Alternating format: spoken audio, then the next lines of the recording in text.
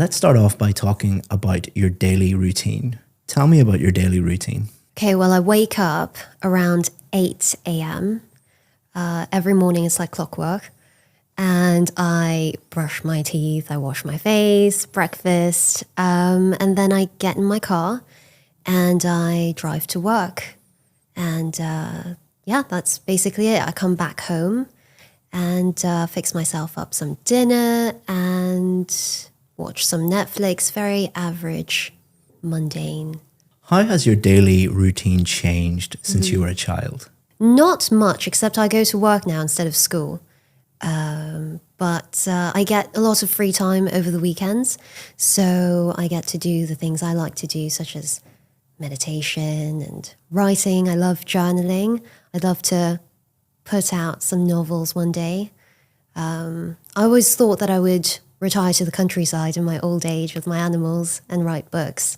So yeah, so writing, yoga. What else do I do on the weekends? Oh, I want to try horse riding as well. Is your daily routine different at the weekend compared to during the week? Yes, 100%. So the weekdays are for work, mainly being productive, paying the bills, and the weekends I get to do whatever I want to do. So I really treasure and enjoy my weekends. Let's talk now about dreams. Do you dream much at night? I do dream sometimes, but not very often. And when I do dream, I don't tend to remember my dreams. Do you think we can learn anything from dreams? I think so. I think there's lots of repressed emotions and stress that come out during our dreams that perhaps we haven't addressed in real life. So yes, I believe we can learn quite a lot. And I suppose some people can even, predict the future through dreams or images that they see. I'm kind of on the fence about that. I don't know, but seems credible. Now let's talk about email. What kind of emails do you receive about your work? I receive a lot of emails from my higher-ups, so my manager, people from other departments as well, usually following up for things or scheduling meetings, just a lot of work that needs to be done and reminders to please do this work. So, do you normally reply to emails as soon as you receive them? Oh, no. I don't, because I feel like there's no point in replying if the work hasn't been done. So let's say we're supposed to schedule a meeting and something needs to be done. I'd much prefer to get that thing done and then respond by saying, okay, here it is. Here's the file that you requested or that you asked for. And instead of, a random sort of, hello, well received, thank you. Are you happy to receive emails that are advertising things? No, I don't think anyone would be. Unless it's for a brand that I follow or that I like, unless they're having a sale. In that case, I'd be more than happy to receive their emails. Now let's talk about exercise. How often do you exercise? Not as often as I would like. I find the gym to be quite tedious and boring. I prefer doing classes, but then to get myself to the class and sit through traffic, coming back. So I would love to work out a bit more frequently. And I tend to like slower exercises, such as yoga or swimming, something where I don't really have to break a sweat, which is not very realistic, but yeah. What do you think is the best exercise to keep fit? I've tried Pilates. I think it's really good for toning the body and the muscles. And you see a big difference. It might not burn as many calories, but you do see a huge difference in your silhouette. So, have the types of exercise people like to do changed since you were a child? I would say not really the types of exercises that people do. I would say they just don't exercise as much. Perhaps it's gone from cycling and tennis to dancing on TikTok. I think that would be the main difference, if I'm really honest. Describe a time when you enjoyed visiting a family member or friends. I went back to Taiwan last month and I stayed for about 3 weeks. I was visiting friends and family. but I don't really have much family in Taiwan, just my mum. So I've noticed that, in life, when you don't have a lot of family, the universe brings you friends. And it might sound a bit cliche, but friends really are the family that, you've chosen.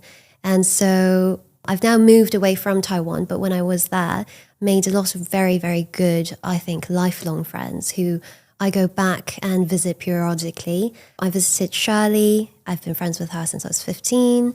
So that's about 15 years now. So you can guess my age.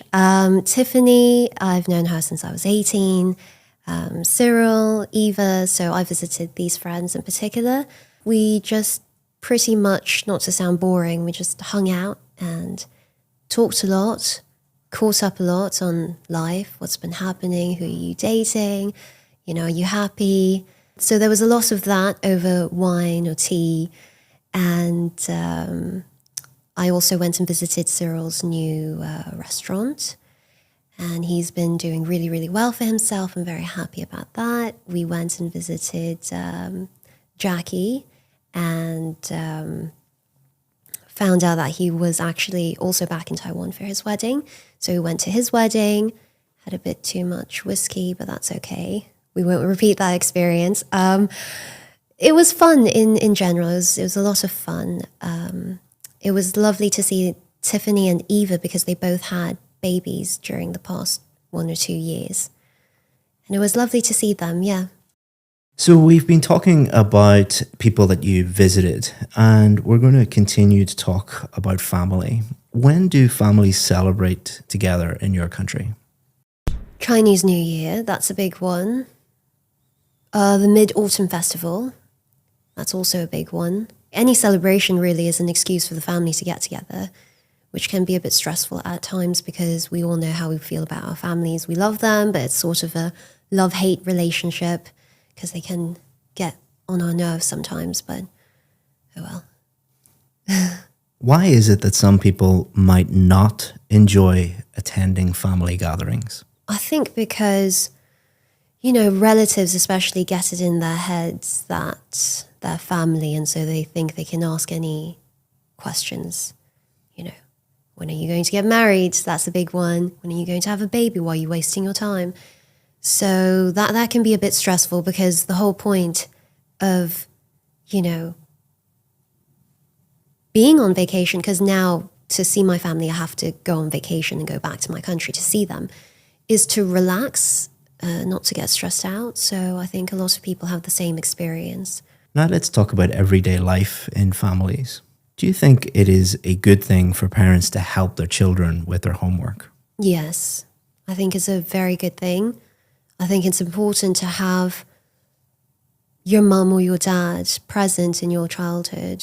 It's very good for mental health, so you don't need to see a therapist when you grow up. How important do you think it is for families to eat dinner together? Oh, very, very, very important. It's important to feel that connection because you could be people living in the same house. If you don't communicate regularly, interact regularly, what's the point of having a family? What's the point of having, your parents around then if they're not going to be parents? Do you believe that everyone in a family should share chores? Yes, I think so. I think that's very important. However, let's say if dad is out working most of the week, then maybe he doesn't need to do as many chores. I know it might sound a bit sexist, but it's really about, distributing work evenly.